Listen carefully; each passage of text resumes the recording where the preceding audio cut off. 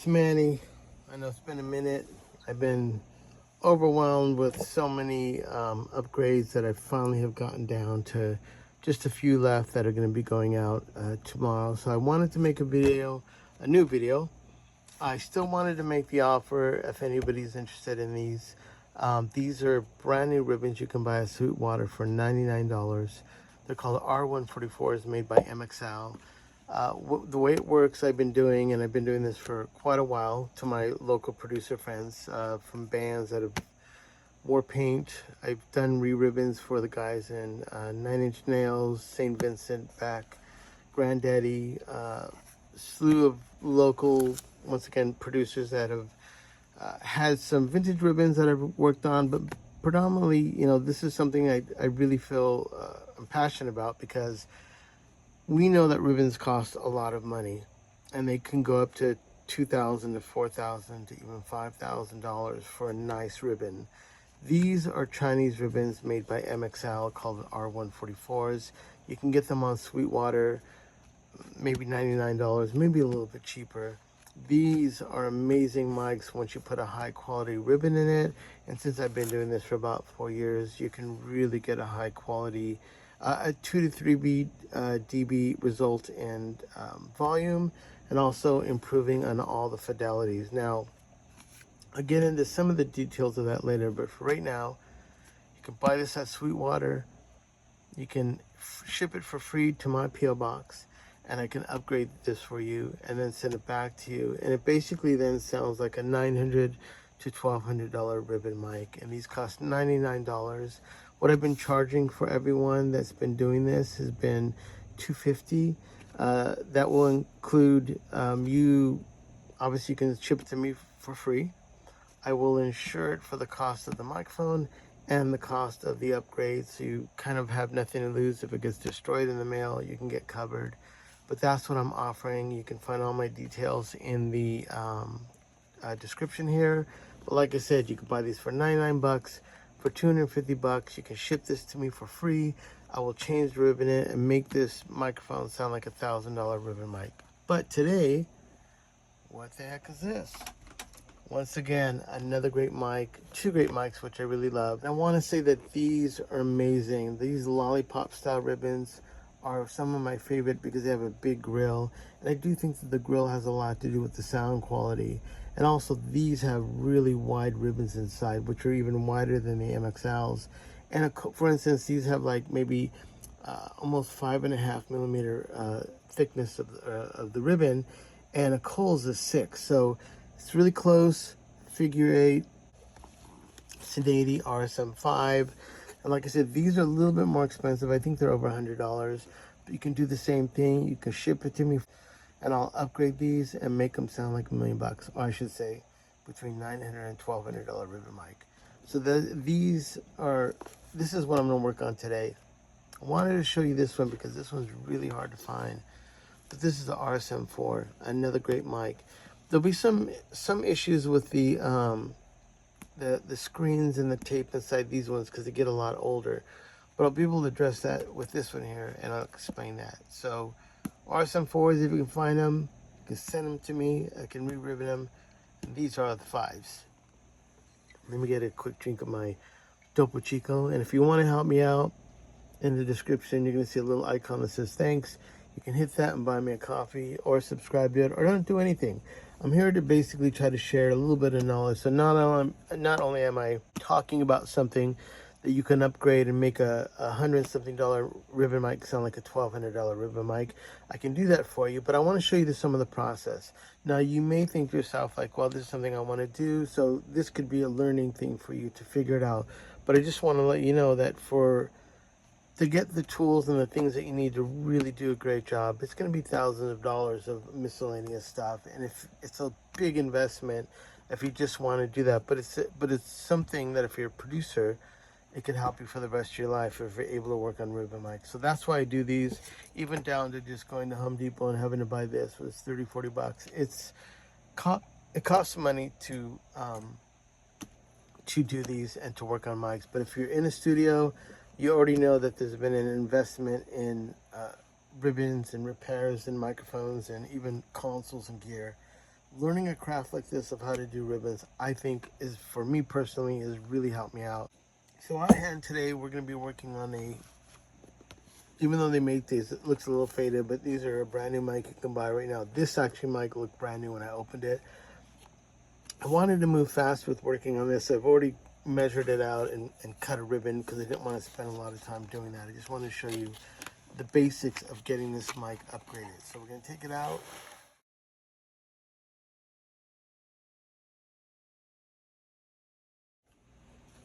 All right, so here's the microphone. I've just taken it out of the package. Now, I had to measure the ribbon out before I did it, and that's how I even know. I would say you, every time you ribbon a microphone, you gotta measure the transducer. They're all consistent. MXLs are anywhere between 4.90 to 5 millimeters to 520, 530. This one happens to read almost 5.5. So even though this is brand new and I just unscrewed it and took the screws out, it always seems to be, this is a good fit, which is good. I'm just gonna kind of try to separate the grill to get it out. I've already unscrewed it, so it isn't like I'm breaking it. I've already gone through this because I had to measure it and had to get inside this. I haven't taken it apart, but I definitely just opened it up. You're gonna see this little screen here. This screen was held in place, even though it's magnetized and it won't move. It had these little plastic strips of tape that were like right there. I removed them because I've got to get inside. When you get to older mics, like I mentioned, this RSM4, it has kind of the same thing except it had a black tape. That tape does not, it's not withstanding the test of time. So when you get some of these older ones, you're going to find that tape is coming off on this side. And I know for a fact that it's on both sides. On this mic, because it was brand new and this felt really good, I'm not gonna, once again, this is a screen, it's magnetizer protecting more of the ribbon from coming in and out of the transducer. I took off these tape, I'm gonna replace them, put them back on, but on the opposite side will be the same thing. Because I know this is pretty close to new, I felt like the tape was good enough where I didn't need to do both sides. If that was the RSM4, which was the older one, definitely you got to do both sides because I guarantee you it's coming off. If you can see a little bit there in the light, you can see a little bit of the yellow. So I know that's going to be really great. But like I said, the older mics, or if you get this used mic, you will have to unscrew these 4 screws here, and this will kind of lean out, and you can replace, take the screen on the other side, which would be identical to this one that's taped in, and replace the tape. Since I'm going to show you how I'm going to replace the tape on this side, it's basically going to be able to work for both sides, but I'm not going to do it on this one because this one's close to brand new. And once again, it's cool because it comes with a clip. When you get them, and I will say, these are made great. They're made in China. Ribbon mics are a little bit like very caveman, very Neanderthal. They've been around since the 30s, 1930s. It's basically magnet, a ribbon, transformer, and the designs have all varied, but it's technically the same thing. It's really not that crazy complicated. But what separates the men from the boys here, or the ladies from the girls, is the quality of the ribbon inside. So if you can see in this one, I just literally brand new, I haven't touched the ribbon. It is sagging in there, kind of like a hammock. You can see it kind of a little bowed in there. And also the corrugation is really big. So they use kind of a fat corrugator with big gears in it. Maybe to make this more classic sound, because some of the old AA mics have that kind of smooth round. But what I'm looking for in this mic is I'm going to change the gears so they're finer, and to get a little bit more mid-range out of this, tighter low end, and it's going to sound maybe 2 to 3 dBs louder. That's how much you can make a difference in a good cut ribbon. And I'm also going to be cutting it closer to the magnets without touching them. All that is the difference between a cheap or Chinese ribbon and like something you would get from AEA or Royer. And I know if you see some videos, you'll hear me talk about that. But once again, the ribbon absolutely matters in these. So you can buy these for $100, a little bit more than 100. change this ribbon out with a high quality ribbon, get it closer to that, and you're going to improve the dBs. And then technically, this could start sounding closer to an AEA R84 or even a Royer. And I just wanted to say, like, you know, that the difference is strictly the quality of the ribbon. And when these are shipped, I think they're shipped a little bit lax like that, because when you move it around, I don't think there's any damage that can happen to the ribbon. When you get into Kohl's and AEA, and you have nicer boxes and everything's really shipped to, you know, to take if it was dropped, or they're just made better. That is strictly because they put a tighter ribbon inside, and I think they have more confidence in what they've done. I don't know how thin this ribbon is, but it's either 1.8 or 2.5.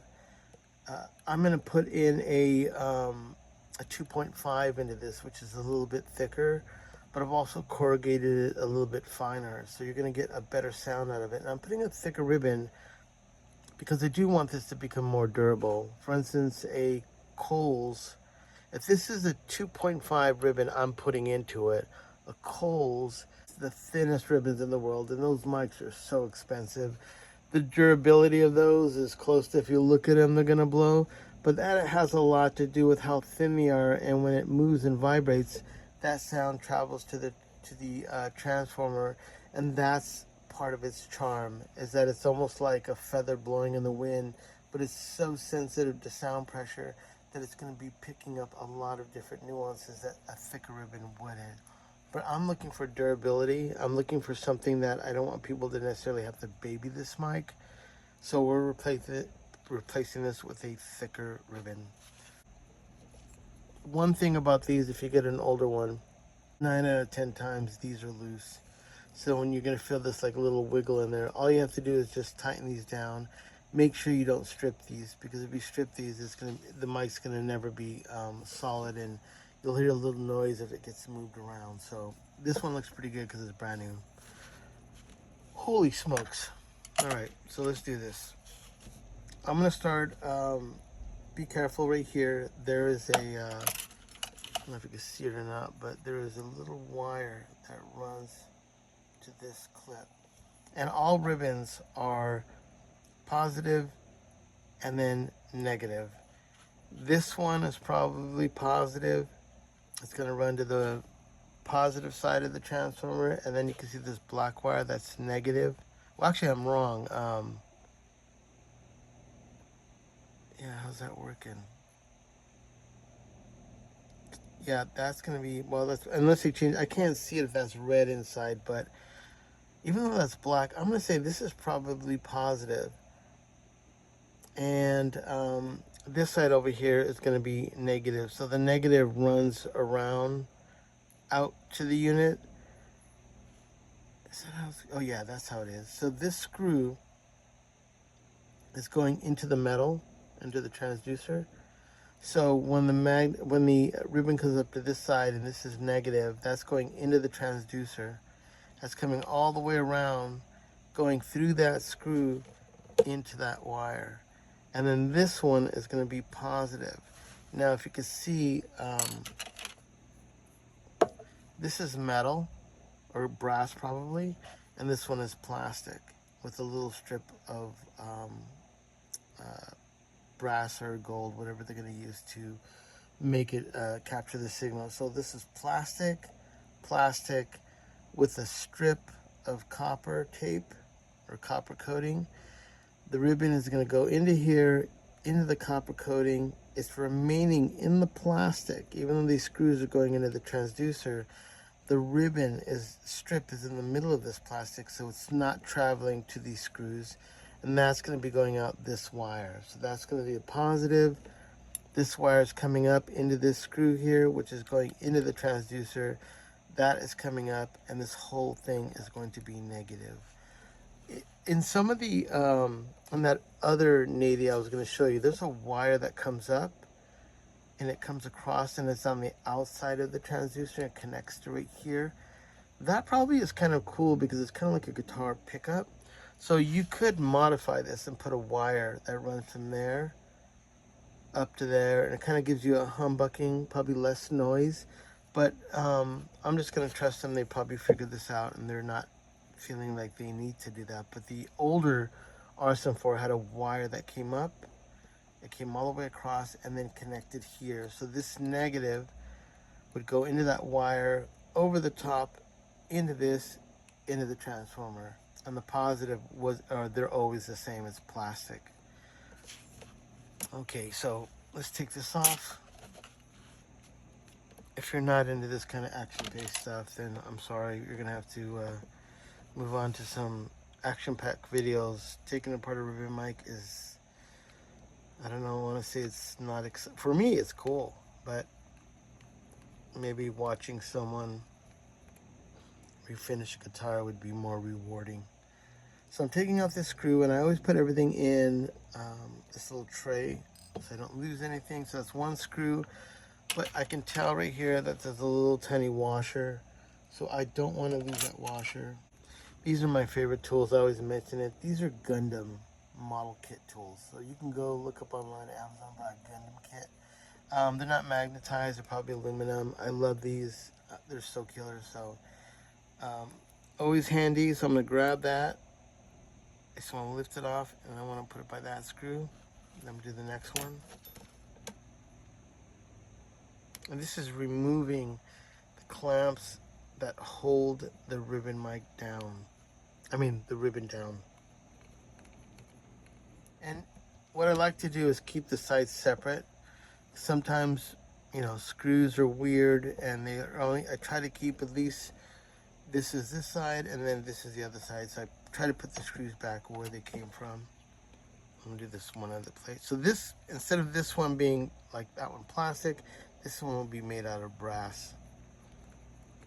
Yeah, and also keep sharp things away from that. Even though this isn't sticking, you can hear that. Yeah, if this was, they're pretty good. Yeah, so just be careful, your fingers in between that. I actually had some stronger magnets that it cut the tip of my finger when I had a razor blade in my hand, and the razor blade flew out of my hand into my finger towards the magnet, and it was a sharp brand new razor blade. So yeah, I don't want to say it's dangerous, but you just got to be careful. Once again, this is for showing you that this isn't any kind of black magic stuff, but you do have to have some kind of skills in the sense of practice and versed in the art of doing this. And it is an art. I really love this. So we're going to remove that, and you can see this is the brass one. I think this ribbon looks pretty good. Not good in the sense of it was a good cut, but it looks like a good aluminum. So this plate I'm going to put back here. I want to make sure I have everything. So I have one screw, one washer. There's a washer. This is the brass plate. That is sitting on this plate here. And there is your ribbon. Let's just see what kind of ribbon this is. I am sure there's a way I can figure out how thick this is, but I'm going to say this is probably thin. It's probably like 1.8. It breaks pretty easy. But it looks like a real ribbon. Some of the MXLs used to look like they have a funny, like plastic coated foil. Still probably gets the job done, but when you put a high grade aluminum on these, it makes all the difference. So what I want to do now, cleaning this is super important, because once this came out of the factory, I'm not sure if little pieces of metal or anything has been captured by that. So this kind of just peace of mind. I know there's nothing there. I don't see anything. And then I clean this a little bit because I will put a new piece of tape there, and I just wanted to make sure that it sticks really well to that. So you clean that off. Even though I'm going to put alcohol on here, this spot again, I just want to make sure that this is clean as well. It'll help when I put the ribbon in there, make sure it doesn't slip or move. Alright, so there it is. That's the inside of this microphone. These are two magnets which are glued to this probably stainless steel part. This is pretty much all the negative wave of the microphone, and that is only going to be the positive. It is separated from the transducer by being on a plastic little PC board that has a strip of probably copper or whatever they're using to conduct the electricity or the sound wave of the ribbon. So the ribbon is being sandwiched right there. That little wire is running into the transformer. I'm going to say it's positive. The negative wire is right here. That is going to be onto that screw, which goes into the body, into this transducer. So when you get the ribbon and it's screwed into here, this all becomes one big negative, almost like a humbucker. And that's how this mic is going to work. And then the transformer is located inside. When you get a fathead mic, which is symbolically almost the same mic of the RSM4, they just have a better transformer in there. But I guarantee you, nothing against fatheads, they have the same issue. The ribbons are not that great. So it's like getting a Mustang with terrible tires on it. If you get a fathead, definitely send it to someone that's reputable and have that ribbon replaced, and you have then a super high quality microphone with a great transformer. All right, I think we need to take one more Topo Chico break. Let's get a drink of that. If you want to help me out in the thanks, you can hit and buy me a coffee or Topo Chico. So now that we've got this cleaned up, now we're going to install our ribbon. So when I talked about all the little things that you would need for that, I've come to find out that I could have totally changed the ribbon on that little soft mat, but I do prefer to work it on these. And these are like little, hobby vices that you can buy. Work really great for being able to move it around. And once again, if you're looking to start doing this, these are still 20, 30 bucks a piece. You need at least 2 of them, and it just starts to add up. And also, you can't see everything here, but these are all the tools that I use. This is a jewelry hammer because it's soft. I have diamond, it's like a diamond almost dust on these files that you can use for filing things. All those little things are things that you're gonna need. Even screws, like I don't even know what the model of this was. I went to a bunch of different places to find a screwdriver that would fit some of these fine screws, and even this sounds pretty crazy. Even this one is a really nice one. It doesn't fit in there well. This one fits in every single time. So you have to find screwdrivers that are gonna fit. And once again, it's just more blah, blah, blah, blahs. But if you're gonna do this and you wanna do it, expect to spend a lot of money. These are self-healing cutting boards. For instance, like you'll see me cut some tape on this later, but when you cut it, now it's gone. I have no idea. It's like black magic, but buy these. I love these. These work great. They have different sizes. I think this one may be like 30 or 40 bucks because it's a bigger one. I think 20 bucks or 18. You can get the smaller ones, and there are 2 sides. One's black, one's green. I use one side, and then you can even see here where I've been doing a lot of cuts. Eventually it starts to wear out, and then it doesn't work anymore. So I think I have another few more months out of this one, and then I'll have to replace it. Once again, super important that you work on these if you're going to do them. And I know I didn't mention this earlier, but I got this out of a package. It works really great. Sometimes when I'm working on ribbon mics, I'll put that under it to catch screws. And the reason I say that is I don't care how careful you are. Somewhere in your life, you're going to drop a super small screw, and then you're like a crack addict looking around the carpet for a rock of cocaine while you're looking for one of these little tiny screws. And if you have your area tight and it's clean, you'll always find it. But that saves me. So now that I put it on this, I'm going to need to work on this. I've already measured it. I already know, and I've cut the ribbon because I just wanted to cut one stage of you having to, watch me long enough here and talk long enough. So I have these little Tupperware things that you buy for putting food in. I keep the ribbons in there. You can see some different sizes. I just did a Buyer 260, which had smaller ribbons, and so that's why I have the smaller cuts. And then I had some larger ones. Now I've already cut 2 already because it's just good. I mean, even though I think I'm pretty good at doing this, you cannot control sometimes on them getting snagged or having an issue. Sometimes you put a ribbon in and then it tears and you're really bummed out. Just cut 2 of them if you can, and hopefully this will be one and done. So I'm gonna grab this one here. That's a good one. I'm gonna lay this down. Make sure that your area is clean. Gonna keep everything neat here. Now I cut this ribbon. Now once you cut the ribbon, I could install it as is, but if you looked at, like, if you watch these videos on how they do it, you can see Royer, AEA.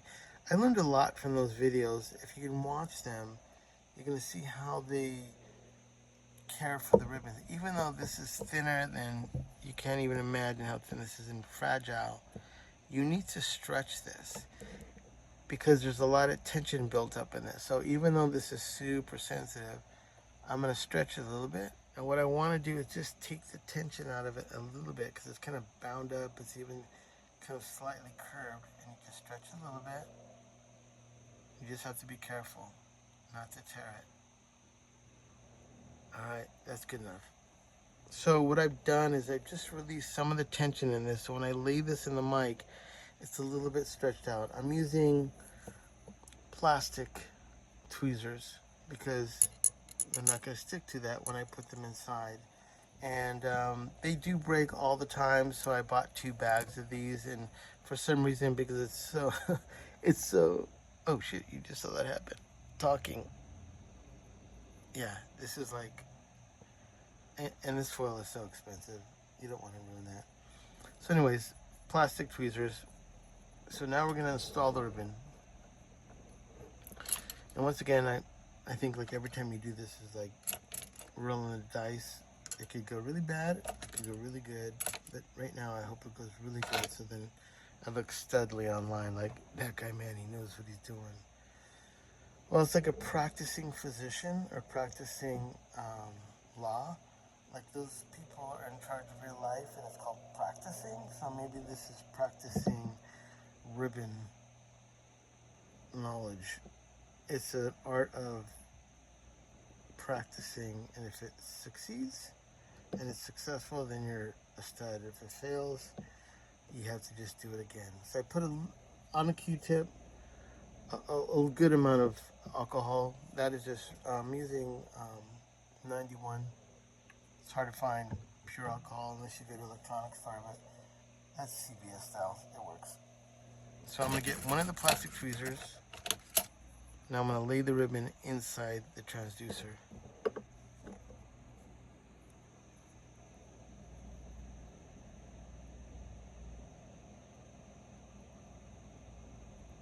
Okay, I'm just eyeballing that.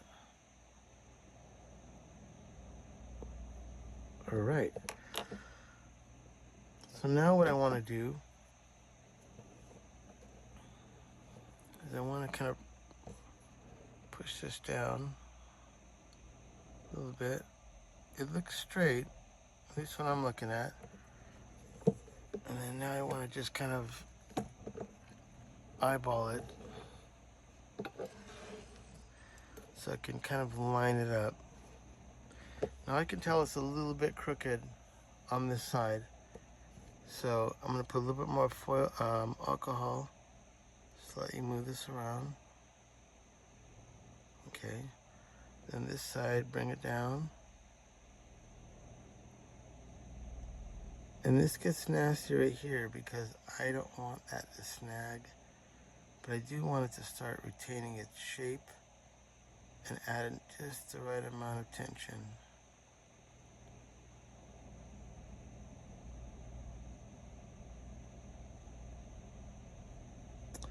Now I'm going to take this out of view a little bit because I have a light here. I'm going to bring it down a little bit. You can see it. It's one of those, like, you know, scientist lights. Once again, Harbor Freight, 40 bucks to get that. But it does help me because it's going to show me. I'm going to lift this up and put this in the light and see how close I am. That's right. So what I did, I can't do it because I can't move the camera, it's locked in, is I held this up to the light, and I put it behind it, and that silhouette shows me how straight it is. It's pretty darn straight in there. And it looks really good. It looks way better. And as you can tell, if you remember what the first one looked like, these are a little bit finer. That detail, I think, is going to add a little bit more longevity to it. So when it stretches and moves around, it's more of an accordion. It's got a little bit more to work with. I do think it adds a little bit of tonal quality of definition. It's the difference from the old-timey ribbon mics. Those are just waves. And then when you get into Royers and modern mics, they have a little bit more of a fine, the gears are a little bit finer when they corrugated that. All right, so I'm confident in that. That looks pretty good. I'm not going to blow on it yet to see what the tension is because I need to lock it in first, or all this work is going to be for nothing. And you're going to see me get sad because I'll have to do it again.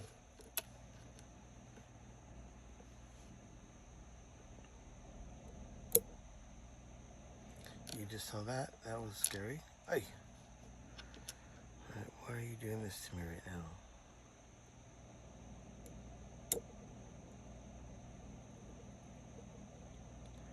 There is no really art to this except having a steady hand and just enough confidence to know that if it gets messed up, you can just do it again. So I've laid it in there. I don't know technically if those screws are lined up yet. It is important that you do it when it's a little bit fresh and because the ribbon won't come loose. But one side has a washer built into that clamp. This side doesn't. So I have to get a screw, put the washer in the screw, and then put the screw on the transducer to lock it in. So I'm going to do that as I don't look like a fool in front of you right now. Okay, so now I've grabbed it. I'm holding it like that. And I'm going to drop it in there and hopefully it lines up well and it won't wiggle too much. You can see it kind of moved, the ribbon moved a little bit. Okay, I feel like it went in.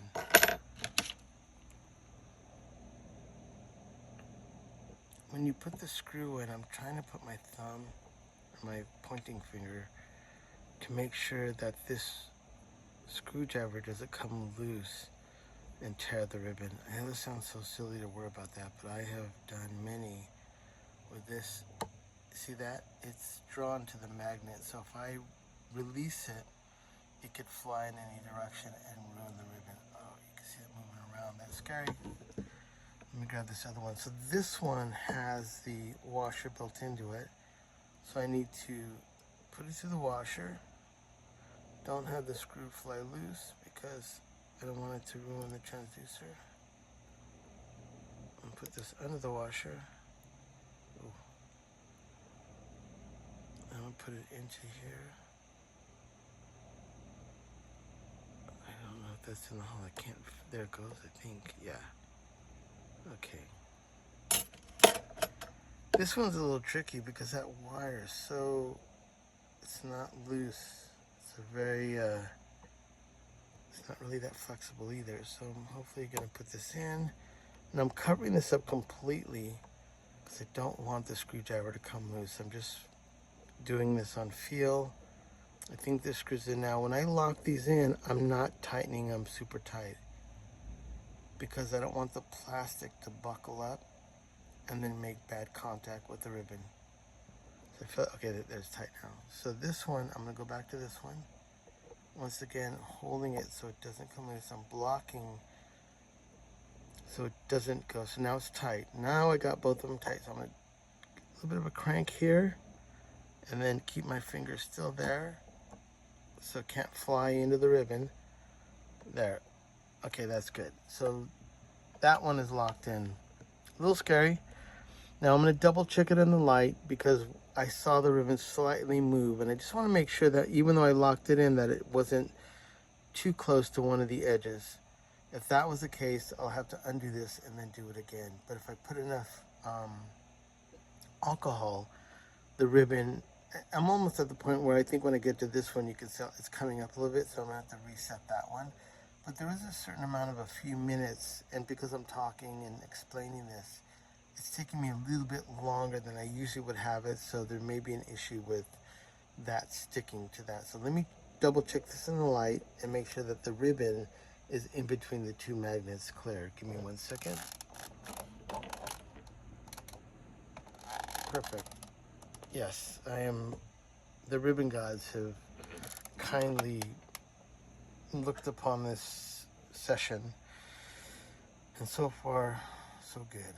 All right, so now what I'm going to do here, because I'm really unsure about that alcohol is going to stick to that, what I don't want to do is grab this plate, put it on that with the alcohol drying, and then the ribbon moves around as I start to tighten it. I want the ribbon to be stuck to that. And because this is a long tail hanging off the end, you have to be really careful, because while I'm installing this, if this gets caught in that, or if my thumb gets stuck to that and I go to move away, it rips the ribbon out. So in retrospect, I probably could have cut that closer there, but what happens is sometimes when you're installing the ribbon, it may get a tear or something's weird over here, so then I'll pull the ribbon. And that's why you always want a little bit of wiggle room on either side, because you don't know, as it's a tug of war, where you're going to go. If you cut it, this is 2 inches, I'm assuming. Yeah, I think it is 2 inches. You don't want to cut your ribbon to 2 inches. I cut it to about 2.5. This may be closer to 3 because it came off this sheet, which is, let me see how big this is.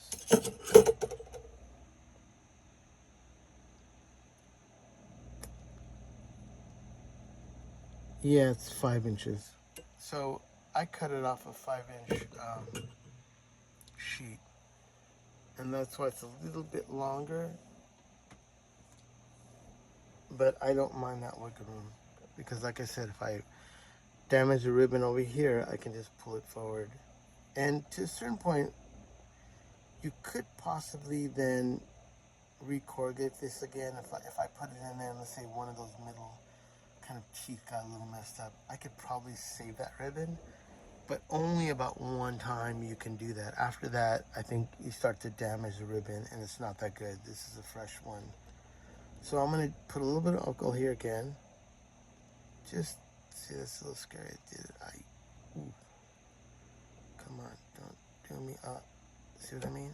So what I have to do is release that, kind of lock it into this. I'm just eyeballing this right now to see if I can get it straighter. I think it looks pretty good. Now I'm indentating it a little bit here to kind of lock it in. I'm gonna move it around a little bit more, and the way I do it, I just put some more alcohol in it. There it goes. All right. You can see by wetting it again, you just got a little bit more time to do it. So I don't want to waste too much time on this. Grab the other brass. Ooh. Yes. So, and I'm not even being fancy pants. I mean, I could probably do this with my hand. Just after all the years, it's way easier. Just kind of get it to be in place. So that looks good. So now I'm going to get washer and a screw, which one is already kind of good to go.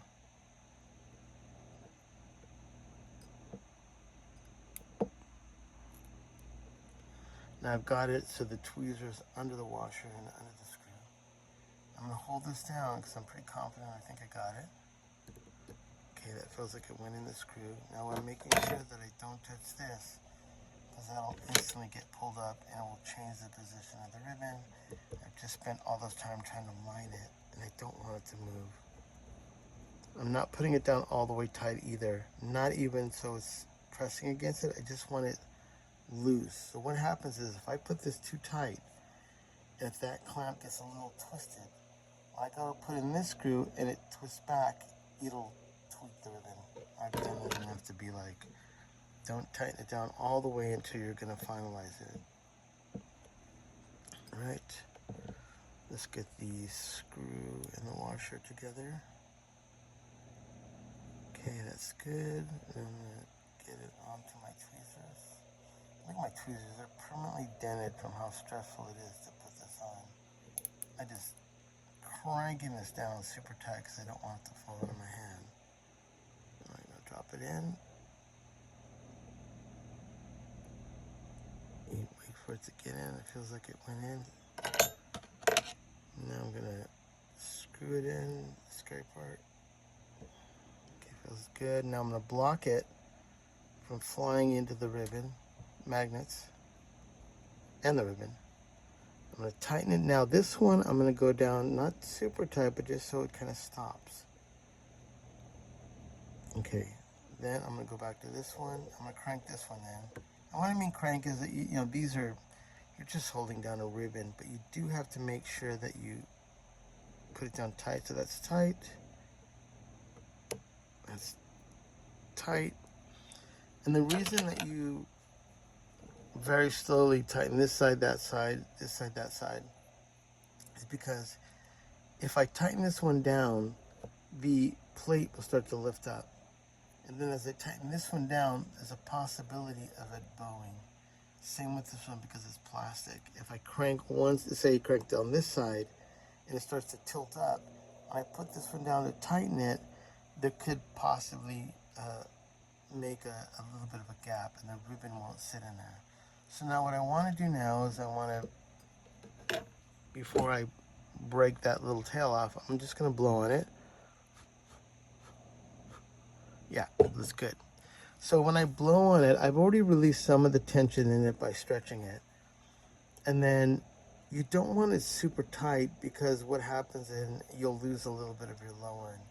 I just want to see that the nice curve of the waves here, and then that looks really good.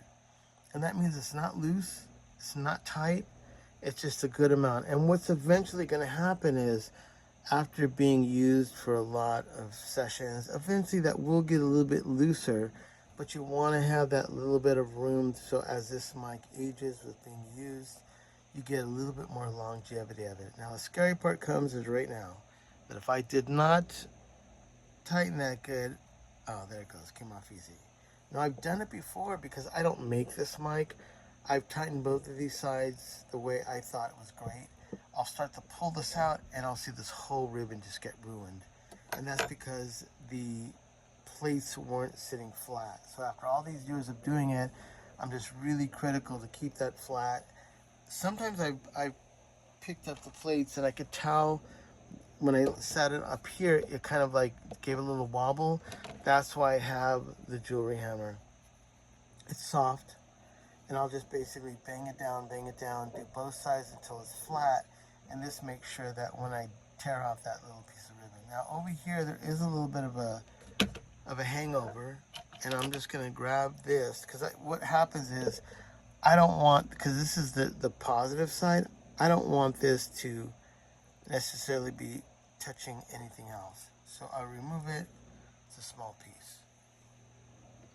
So that looks pretty darn good. So I've just made this, you know, $100 microphone. I put a ribbon with high quality aluminum, a great cut, great corrugation, installed it great, the tension looks good.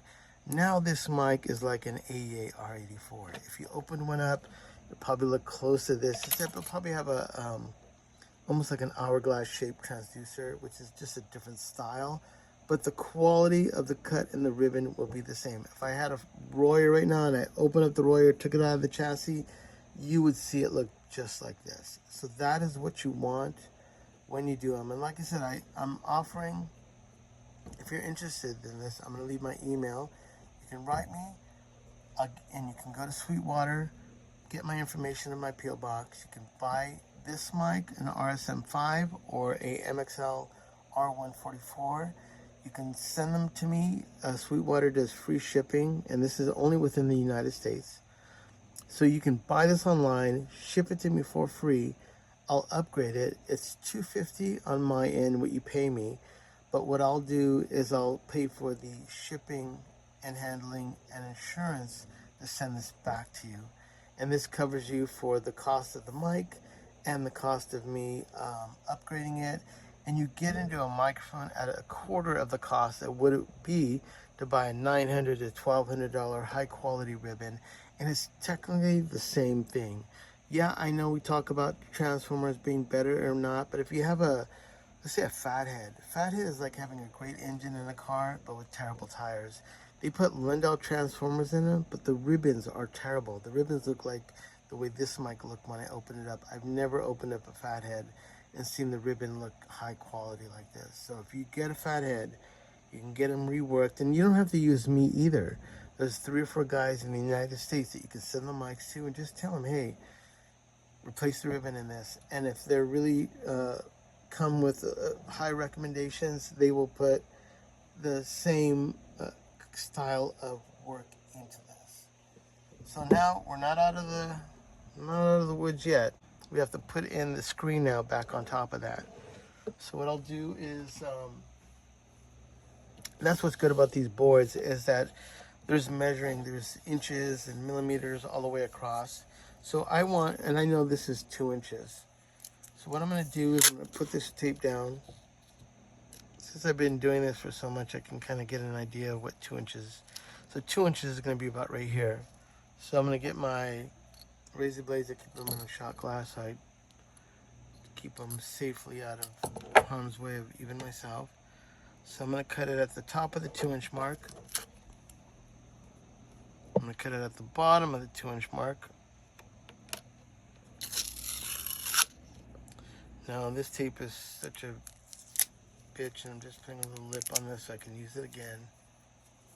It's the same tape that they use for these. I think it's just typical for shipping and stuff, but I get the yellow because that was what I would see inside all these. Now, for whatever reason, I don't know what the thick of the thing, but it's not reaching 2 inches across. So what I want to do is I'm only doing one side, so I just need basically 2 strips. So I'm going to cut one there. Ooh, I just stabbed myself. You see that? Yeah, but it didn't do anything. It did, but no blood. Well, I'm a guitarist, so you do get a little bit of sandpaper hands. Maybe. Okay, so now once again into my little stash of tools. This is my favorite one. It's another Gundam. And so I'm gonna grab them. So I'm gonna peel this off corner. And I've already cut it in a 2-inch strip. So now what I want to do is put the screen back on. I want it to be the same way I saw the mic when I bought it. And this screen is probably a little bit of sound, but it's mostly to keep the ribbon from flying out of the transducer. So I'm putting it in. I'm just marking it at almost fits exactly to the length of this. I want this to be really good, so that's why I cleaned it. And then I'm just going to get the end and just tuck it in and just kind of make sure that it's in there. And like I said, this is identical. On the other side there's tape, and since this is a newer mic, I'm not really worried about that. But if you got a used one, I'd recommend undoing these 4 screws, and it kind of comes out, but be careful, there's 2 wires here, so you got to gently lift it up, pull off the screen, clean it, and do what you just saw me do on the other side. Set it back down, screw it in, and then you can worry about only the top. So I got one more to do. I'm gonna tape that in, and I'm just putting it down so I don't know if it's hard to see, but I just want to catch the edge of that, and most of it is going to be sticking to the transducer, so it looks pretty good. And then I just want to make sure that I could, I don't want it hanging over that edge. Yeah, so then.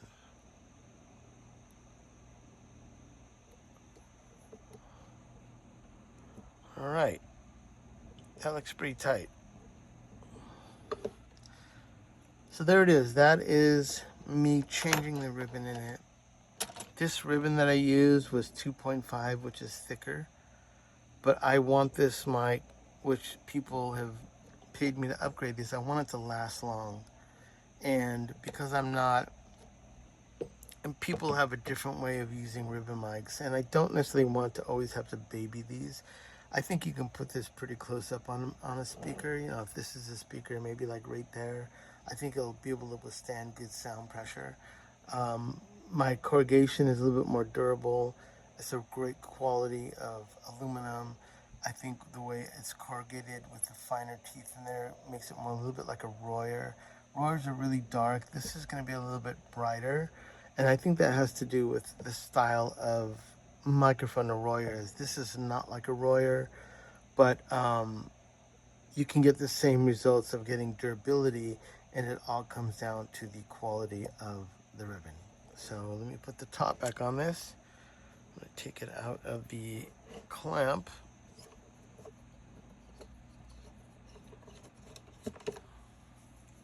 Bring back my little, so I don't want the mic to be, you know, scraped or bent. So now I'm going to put the top back on. Now this is only one way to go on. You can see it has a little indentation right there. And if you remember like last time, it's going to get kind of locked in. It's not going to move. There it is. I'm going to put the screws back in it that we had.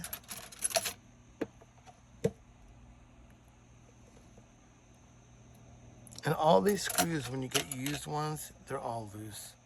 So I don't want you to strip them, but just put them in. So this one, since it's a brand new mic, it's probably going to go in and then just be pretty good, snug in there. See, this one is, there it goes. You don't have to just, don't strip it. It'll be fine.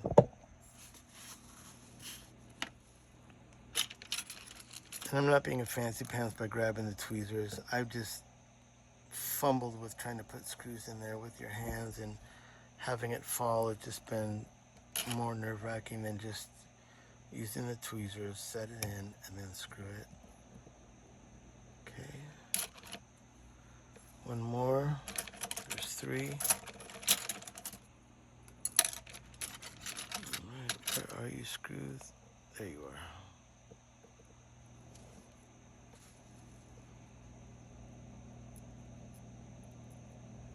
And I do it on this little mat, so if it falls, at least I'm able to see where it is.